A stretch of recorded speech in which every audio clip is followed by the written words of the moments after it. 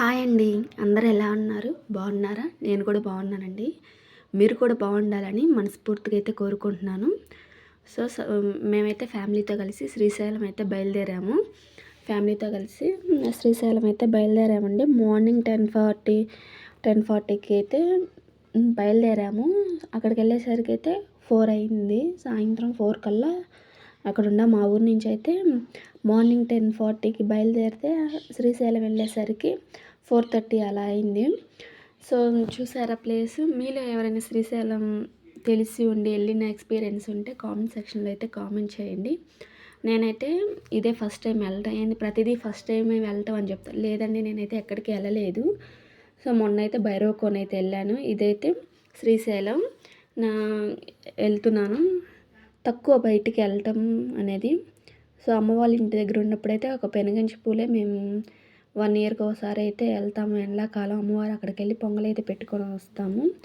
So మేము ఎక్కడికి వెళ్ళాలన్నా ఇలాగే మా 3 ఫ్యామిలీస్ అయితే కలిసి మా బావగారు, మేము, మా మరిది వాళ్ళు అందరం కలిసి అయితే వెళ్తాము. ఎక్కడికి వెళ్ళాలన్నా అయితే అందరం కలిసి వెళ్తాము. సో నేనైతే ఒక పెనుగంచి పూలు తెలుసు నాకు. తర్వాత మ్యారేజ్ అయిన తర్వాత మా చిన్న పాపకి ఎంటికలు తీపిచ్చేటప్పుడు మా పిల్లలిద్దరికి ఎంటికలు తీపించడానికి తిరుపతిలో అయితే పెట్టుకున్నాం కాబట్టి తిరుపతి అయితే వెళ్ళొచ్చాము. ఇంక అంతేనండి. మనం ఇంకా నాకైతే పెద్దగా తెలిసిన ప్లేసులు కూడా లేదు. సో ఫస్ట్ ఎక్స్పీరియన్స్ వచ్చి భైరవకోన అయితే వెళ్ళాను. సెకండ్ వచ్చేసరికి ఇప్పుడు శ్రీశైలం. ఇదైతే స్టార్టింగ్లో అండి, శ్రీశైలం స్టార్టింగ్లో. ఇక్కడైతే దాటి వచ్చేటప్పుడు అయితే చూద్దాంలే అనేది ముందైతే బయలుదేరాము. ఇది చూసుకుంటా అయితే పిల్లలతో కుదరదండి వీడియో తీసుకోవటానికి. నాకైతే ఇంకా నర్వస్గా, అంటే ఇప్పుడే కదా ఫస్ట్ టైం ప్రతి చోట వీడియో తీసుకుని ఫోటోలు దిగాలంటే ఇబ్బందిగా ఉంది. కానీ తప్పదు మనకి. కాకపోతే ఇక్కడ నేను మెయిన్ అయితే తీశాను. అంతగా అయితే వీడియో షూట్ చేయలేదు. సో మనం శ్రీశైలం వెళ్ళే ముందుగా ఇక్కడ సాక్షి గణపతి అని మనకి దారిలోనే ఉంటాడు.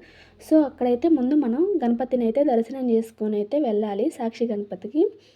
ఇక్కడ ఇంకా లోన్కి అయితే ఫోన్ అవైలబుల్ అయితే లేదు. సో ఇంతవరకే, ఇక్కడ వరకు అయితే షూట్ చేశాను.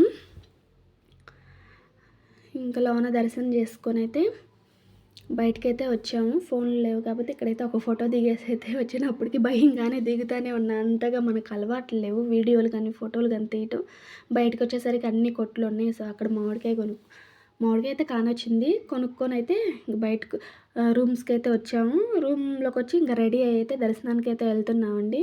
సెల్లులు అయితే తీసుకెళ్ళచ్చు, కాకపోతే అక్కడ పెట్టి వెళ్ళాలన్నారు. ఇంకా పిల్లల్ని తీసుకొని నైట్ వెళ్తూ ఇంకా సెల్లులు చేతిలో ఎందుకని రూమ్లో అయితే పెట్టేశాము. రూమ్లో పెట్టి లాక్ చేసి అయితే దర్శనానికి అయితే వెళ్ళాం. ఇదైతే మార్నింగ్ అండి. మార్నింగ్ ఫ్రెష్ అయ్యి ఇంకా టిఫిన్కి అయితే వచ్చాము. టిఫిన్ చేసి ఇంకా మనం షాపింగ్ అయితే ఇంక మనం ఏమేమి కొనుక్కోవాలి ఏందనేది షాపింగ్ అయితే చేద్దామని మార్నింగ్ అయితే ఇంకా టిఫిన్కి అయితే ఇక్కడికి వచ్చాము.